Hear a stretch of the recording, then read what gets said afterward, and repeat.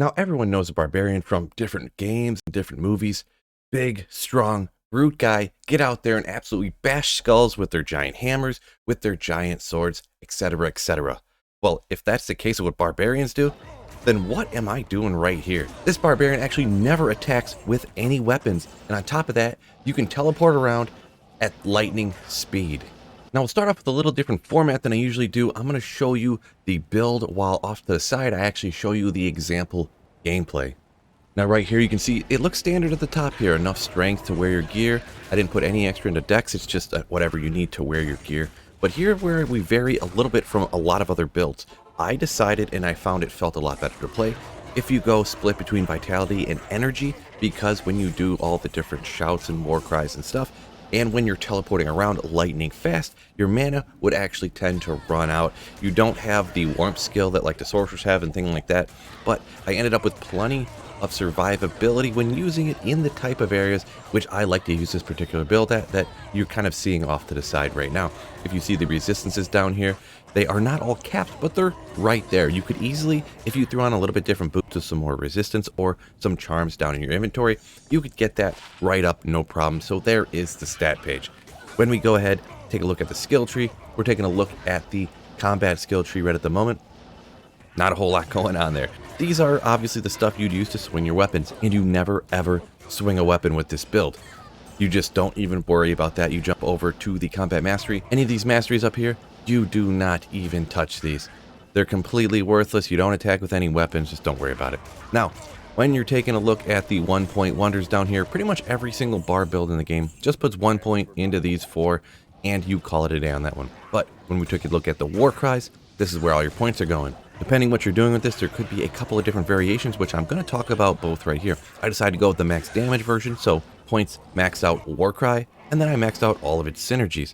We've got battle cry, we've got taunt, and we've got howl. Now, if you would like to, some people would do this. Maybe if you're using it for Trav, you're getting out there more magic find oriented, and you want to get your find item skill maxed out, you could absolutely do that. A lot of people would actually recommend, particularly what I've been using this for, is not for doing something like running Trav. I've actually been farming keys with this, so I built this slightly different for my particular use case.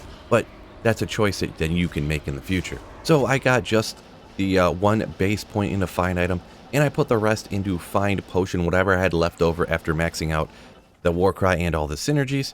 So that equals 15 points. There is a 1% synergy from find potion you can see right here, so that is why I did that. Now, the most interesting part that everybody likes, looking at the gear. I decided to go with dual suicide branches, 50% faster cast rate, and you actually get 1 to all skills on both of them. You get a little bit of resistance, you get a little bit of life. You could go with withered spikes here, or if you decided not, it's really tough, and I don't really see a way that you'd ever want to do it, to go with the dual Hoto setup, because you would end up with not enough faster cast rate, and you have to have this armor on in order to have this build really work, in my opinion, and that is the Enigma.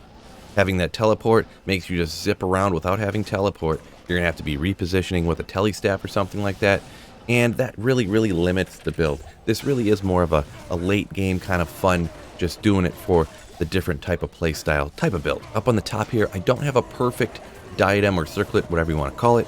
I just had to use whatever I could get 20 FCR on. It does have some more resistance on it as well. You'd prefer this to be two barbarian skills, or you'd want it to be maybe a griffin's. Then you could get some more stuff on there. The minus lightning res obviously not helping out, but faster cast rate, 1 to all skills, things like that. Over on the amulet, I just have just a 20% faster cast rate amulet. A 220 barbarian one would be much better, but to get exactly to the 200 FCR breakpoint with this build, you have to have 20 FCR at the amulet slot. Looking at the gloves, we got Trang's gloves. You could also go with Mage Fists, obviously. The 20 cast rate is mandatory there once again. Now you also, with this build set up the way I have, you have to have 2 faster cast rate rings. Now everything else on there, whatever you can get you to help you out, really resistances, mana, life, things along those lines. So that's kind of what I got here at the ring slot. When you take a look at the belt, you also, for this particular build the way I have it, you have to have Arachnid's Mesh. That 20 faster cast rate is mandatory. Over the boots, this is where your mind can go wild. If you want more magic find like I have here, you got War Traps. You could go with some Tri-Res boots to make up for stuff like that. And also on rare boots, you can get things like hit recovery, faster walk run, all that kind of good stuff. Whatever you feel is the best suits your build. Obviously, you always want to have a Torch and Annie and a Geeds if you can get your hands on all that stuff. Unfortunately, I don't have a Barb Torch at the moment, but that would be preferred, obviously. Generally, I would go with as many Warcry skillers as you could get, but I only got a couple at the moment, and I stacked the rest with Magic Find Charms. This is up to your personal preference for whatever you want to do with that. Also noting over here with the Mercenary, I still have my Might Mercenary from when I was doing melee stuff, but it's also not a bad option no matter what, because you generally don't want to do the Holy Freeze. You don't want all the corpses to shatter if you're going to use Find Item. This is completely up to you. You can use one of the other ones as well if you didn't want to use the Might one. But the Might Mercenary then will also put out more damage as well for himself. So that is also obviously a benefit for having that Might Mercenary. And over here, we've got an Insight in a Ethereal Thresher. Having an Insight is pretty important on this build to keep that mana up while you're Warcrying, while you're doing your different shouts and things like that.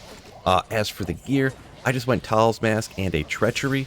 Kind of budget options right there. You could obviously Fortitude, and Indario's Visage is probably the absolute endgame go-to version, but I never have an issue just with this setup right here. Just for a quick look at the advanced stat page now, you can see right here, we have 313% Magic Find, a perfectly fine spot to fall, and also we have 200 faster cast rate. You can kind of take a look at everything else if you would like to.